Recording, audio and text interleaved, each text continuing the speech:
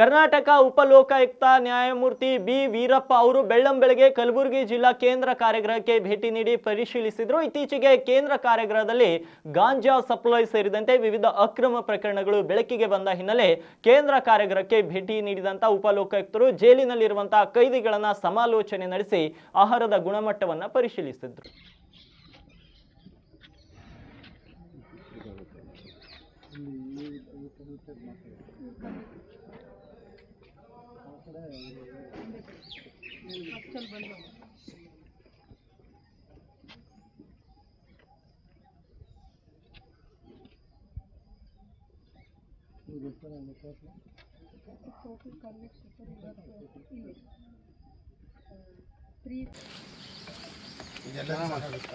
ಇನ್ನೂ ಇರುತ್ತೆ ಸರ್, ಚೆನ್ನಾಗಿ ಮಾಡಿದ್ದಾರೆ.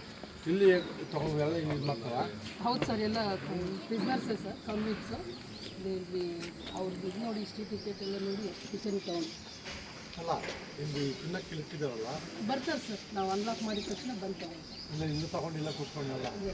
ಇಲ್ಲೇ ಕೊಡ್ತಾರೆ, ಕೆಲವು ರೂಮು ತಗೊಂಡು ಹೋಗ್ತಾರೆ. ಬೆಳಗ್ಗೆ ಪುಳಿಯೋಗರೆ ಮತ್ತು ಜೊತೆಗೆ ಏನು ಕೊಡ್ತೀರಿ? ಟೀ ಚೆನ್ನಾಗಿದೆ.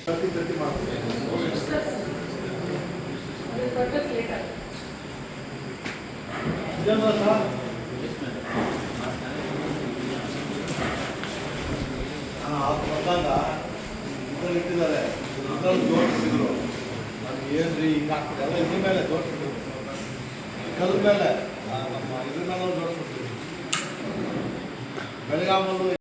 ಈ ಸಂದರ್ಭದಲ್ಲಿ ನಗರ ಪೊಲೀಸ್ ಆಯುಕ್ತ doctor SD. Sharanappa, SP Addur Srinivasulu, ಜಿಲ್ಲಾ ಕಾನೂನು ಸೇವೆಗಳ ಪ್ರಾಧಿಕಾರದ ಸದಸ್ಯ ಕಾರ್ಯದರ್ಶಿ ಹಾಗೂ ಹಿರಿಯ ಸಿವಿಲ್ ನ್ಯಾಯಾಧೀಶ ಶ್ರೀನಿವಾಸ್ ನವಾಲೆ, ಕಲಬುರಗಿ ಲೋಕಾಯುಕ್ತ ಎಸ್ಪಿ ಬಿ.ಕೆ. ಉಮೇಶ್ ಮುಂತಾದವರು ಉಪಸ್ಥಿತರಿದ್ದರು.